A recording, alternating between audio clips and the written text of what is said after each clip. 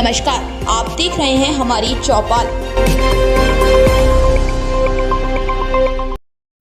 मुख्यमंत्री पुष्कर सिंह धामी के drugs free देवभूमि अभियान को लेकर प्रदेश पुलिस एक्शन में है। पुलिस महानिदेशक दीपम सेठ के निर्देश पर एसटीएफ और लोकल पुलिस ने संयुक्त कार्रवाई करते हुए एमडीएमए ड्रग्स बनाने वाले गिरोह के सरगना कुणाल कोहली को नानकमत्ता से गिरफ्तार किया।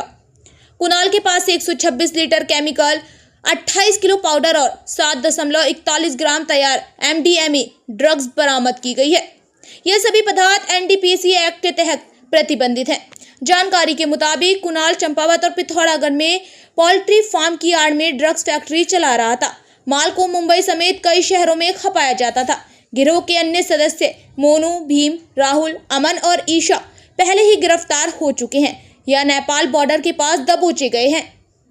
पुलिस ने बताया कि यह गिरोह गाजियाबाद, बनारस और ठाणे की कंपनियों से बिना लाइसेंस केमिकल मंगवा रहा था। अब उन कंपनियों की भी जांच शुरू कर दी गई है। इस ऑपरेशन में एसटीएफ चंपावत, पिथौरागढ़ पुलिस के साथ नेपाल प्रशासन की भी बड़ी भूमिका रही। तकनीकी निगरानी और खुफिया इनपुट से इस गैंग के पूरे नेटवर्क को तोड़ा गया। इस प्रकार ये जो पूरा ऑपरेशन है, इसमें राज्य के स्पेशल टास्क फोर्स के साथ साथ 3 जनपदों की संयुक्त कार्रवाई बहुत बेहतरीन ढंग से इन्होंने कोऑर्डिनेट करके किया है। हमारे साथ आज वीसी से भी जनपद पिथौरागढ़, चंपावत और उधम सिंह नगर के एसपीज जुड़े हैं और एसएसपी एसटीएफ यहाँ पर हैं। ये आपको एक विस्तृत रूप से सारा जो ऑपरेशन है उसका एक विवरण अभी देंगे।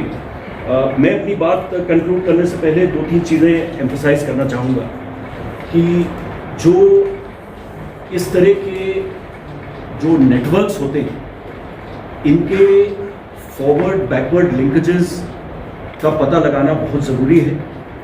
इसके लिए सभी को निर्देशित किया गया है कि जो इसका पूरा फाइनेंशियल नेटवर्क, जो लोग इसमें लिप्त थे, वो इस धन का, उनके पास कहाँ से धन आ रहा था और कहाँ से इस क्राइम से जो अर्जित धन है वो कहाँ पे लगाया गया है, ये पूरा डिटेल में ये फाइनेंशियल इन्वेस्टिगेशन किया जाएगा।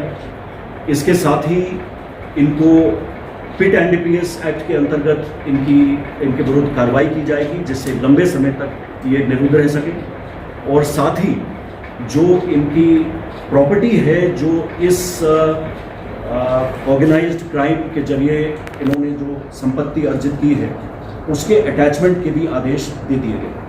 इस प्रकार ये कार्रवाई केवल मेथ की बरामदगी, प्रीकर्सर केमिकल्स की बरामदगी और अभियुक्तों की गिरफ्तारी तक समाप्त नहीं होगी।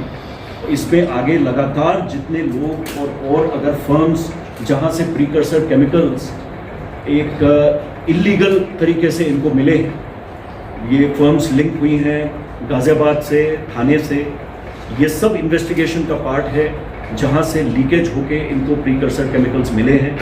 और साथ में इन्होंने अपने पूरे कार्टेल के साथ कहाँ इसमें इन्वेस्टमेंट्स किए हैं और जो एक पूरी फाइनेंशियल चेन है।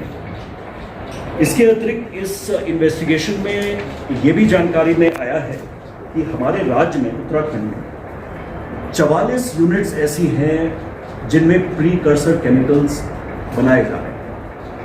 ये सभी को परमिट और लाइसेंस मिला हुआ है, पर क्योंकि एक संभावना रहती है कि किसी भी स्टेज पे प्रीकर्सर केमिकल्स के डाइवर्ट होने का और उसके ऐसे हाथों में पड़ने का जहां से वो दुरुपयोग उनका किया जा सकता है, तो इन सभी 44 यूनिट्स पे सब एसपीज और एसएसपीज को 1 सप्ताह के अंदर भौतिक निरीक्षण, इनका फिजिकल वेरिफिकेशन सारे रिकॉर्ड्स के साथ, कि वहाँ जो पूरी प्रक्रिया है वो मानकों के अनुसार और पूरे जो उसके लाइसेंस की शर्तें हैं उसके अनुसार की जा रही है। ये प्रीकर्सर केमिकल्स का जहाँ तक मॉनिटरिंग का सवाल है, तो एक ये बड़ा स्टेप लिया गया है। इसके अतिरिक्त हमारे यहाँ ऐसी फार्मा कंपनीज जो शेड्यूल एच ड्रग्स बनाती हैं, शेड्यूल एच ड्रग्स जैसा कि आप में से कई लोग अवगत होंगे, ये वो है जो केवल एक मेडिकल प्रिस्क्रिप्शन पर ही बेची जा सकती हैं। ऐसी